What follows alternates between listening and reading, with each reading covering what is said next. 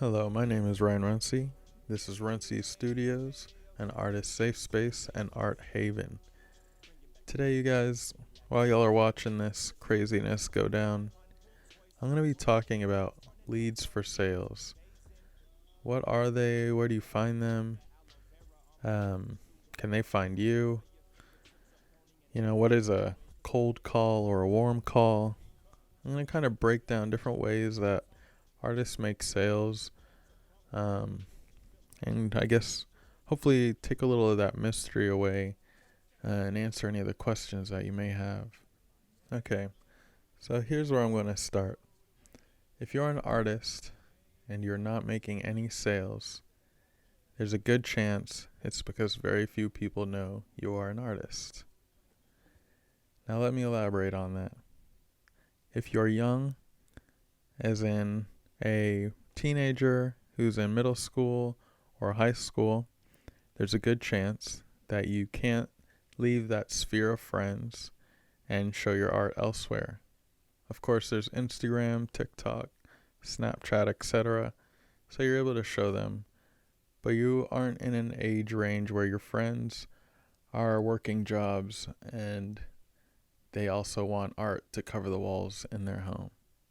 So don't worry about sales right now. Worry about making great connections with people, learning why people are different, learning their strengths and weaknesses.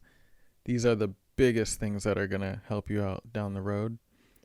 I've met lawyers, I've met all kinds of people who end up opening art galleries, and you would have never suspected that they wanted to do anything with art, but they've had artists in their life open up their interest and show them the beauty of what it is you're doing. So don't discredit the people you're around right now, whether you think they will or will not be a part of your art career.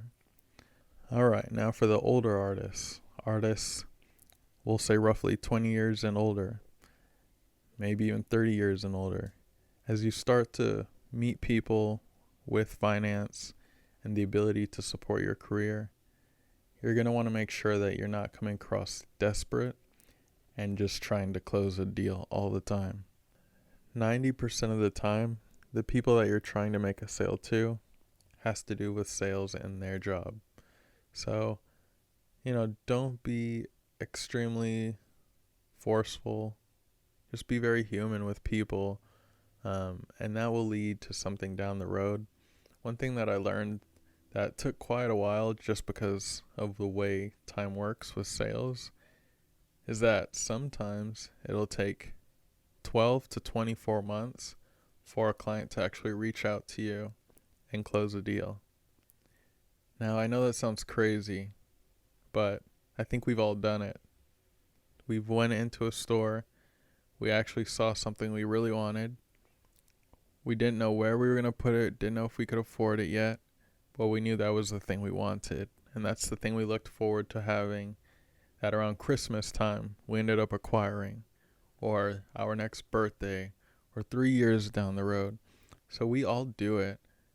Just don't be so surprised when it happens to you as an artist, and that you've actually been on someone's mind since the art show when you really thought they were going to buy it, but they ended up just walking away. So that's why you want to make sure that you're a really smart business person. You give them your contact information, you get their contact information, and you keep that potential lead so that they have an avenue back to you. One thing I like to do is just give them my Instagram handle so that they can follow me.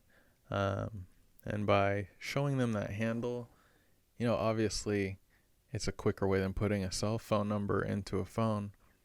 But they also see a lot more of your work, and they're instantly connected to who you are as an artist beyond the painting that they wanted. So they might actually find something else they want and share it with their friends in the process. So be aware of these cool ways you can generate new leads and connections. As for cold calls, sometimes you do want to reach out to organizations that you believe you could add value to. So say you did wildlife art, and all you did was different endangered species and you wanted to find a way to help out, but maybe nonprofits kept pushing you away or turning you away. One thing you might try is going to an aquarium and seeing if they could set up some of your art, and the sales of your art, a portion of it goes to taking care of the animals in the aquarium or even local animal shelters. I think the coolest thing about this is that when you are in a place that you belong and you are seeking out the clients that best vibe with you and represent what you represent, it's going to be such a great connection. It's like meeting a friend in school. You kind of feel that this person might understand you or get your jokes, but it's not until you talk to them and you realize they're the only person in the room that sees things the way you do. You just happen to have a wall of art that kind of expresses that before the person comes up to you. So it's a little bit easier to engage in a conversation with you now, because they already know your likes. They already know what you want to talk about, and you're giving them the floor to talk about it with you. So engage them and utilize that opportunity to make a connection, one, with someone that might actually become a friend of yours, and two, might become a client or a patron for many years to come. So be aware of all different situations. Unfortunately, as artists, we are working 24/7. That's a good and bad thing. You can close a deal at the grocery store if you're good enough, or if you just walk in like I do, covered in paint, to the point that people can't help but stare at you and wonder, like, how did that happen? So just be ready to promote yourself and try something new. Try a new way of connecting with your clients and the people that you want to be your clients, because you might be missing out on what they are really pulled to. Think about what you want to see. Don't always try and foster something completely new. There's a reason there are already so many different ways to market to people, because we've really, really tested out what makes sense, what doesn't. So yeah, don't waste your time fighting against the system like that. Use all of that knowledge to your benefit, and you'll find many more leads to sales, or at least followers and people that want to support your work, whether they buy a painting or not. But that's it for this one, you guys. If you've enjoyed this episode, feel free to like down below, subscribe if you want.